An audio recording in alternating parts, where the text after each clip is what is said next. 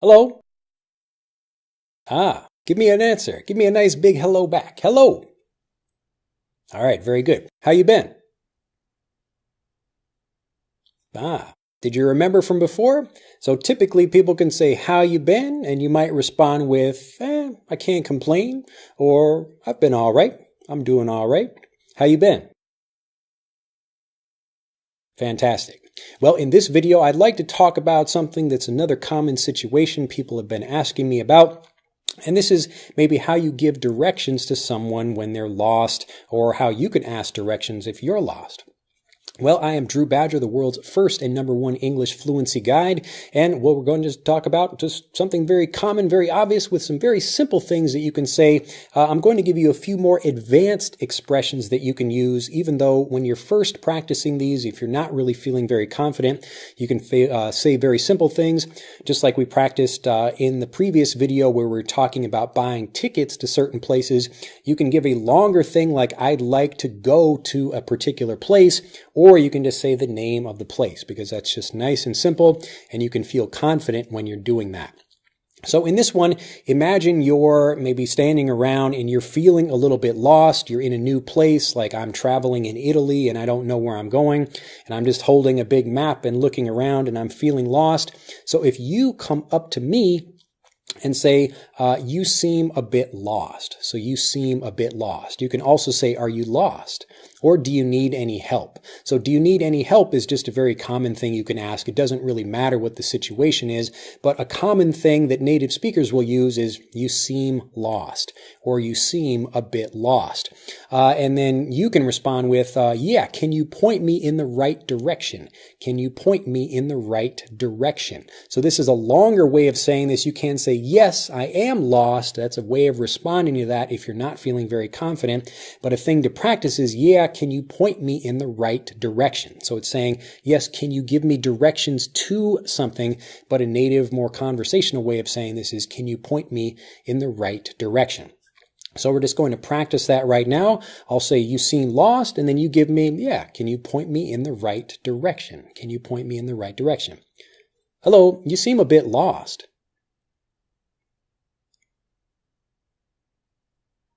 Very good. Can you point me in the right direction? Let's try it again. Hey, you seem a bit lost. Are you okay? Very good. So you seem a bit lost, or are you okay, or can I help you? And then you respond with, yeah, I'm lost, or yeah, can you point me in the right direction? And then I can say, just like we're practicing with the previous lesson, talking about tickets, is, where are you headed? Where are you headed? So instead of just saying, where do you want to go, or where are you trying to go, you can say, where are you headed? Where are you headed? And then you can respond with the name of the location or the place you're trying to go to. So, where are you headed? Where are you headed? And you respond with, the name of the place, like you're going to some, like a museum or whatever. It doesn't really matter. And then after that, you can give the actual directions to the person. Say, oh, like just take this way, or take that bus, or do something. I don't want to give like really long explanations about this, because typically, the people are most nervous when they're getting into the conversation at the very beginning. Once you're in the conversation, once you've made that connection with people, then it's a lot kind of more relaxing, and then it doesn't really matter if you make a mistake. But if you prepare a few phrases, and that's why we're doing that in this series of videos, if you prepare a few things, then you feel much more excited to speak. So, you seem a bit lost. Can you point me in the right direction? So let's just practice that first. You seem a bit lost. Fantastic. Where are you headed? So you can just say, again, the name of the place. I'm headed to whatever, or just say the name of the place, like the museum or the street or the city, or it doesn't matter, like you're trying to take a bus or a car someplace. Or you could say, I'm trying to get to something. So I'm trying to do something. This is a very native way of expressing this.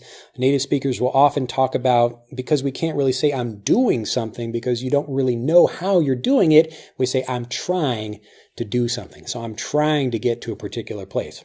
Hey, you seem a bit lost. Are you okay?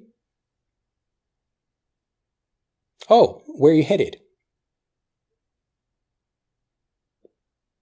Oh, well, you can just take the bus and it's 3 blocks up that way. Very easy. Let's try it again. You okay? You seem a bit lost.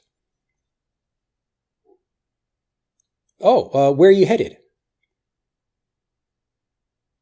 Oh, that's not very far at all. If you actually just walk up the street and turn left, you'll see it. You can't miss it. You can't miss it. So this is another great thing, just trying to make people feel more comfortable when you're giving them an explanation or something to say, yeah, it's very obvious. You can't miss it. Now let's try it one more time. I want you to ask me, are you lost? Are you lost? Or you seem a bit lost. Yeah, I think I'm lost. Can you point me in the right direction? Actually, I'm trying to get to the art museum. Is that around here?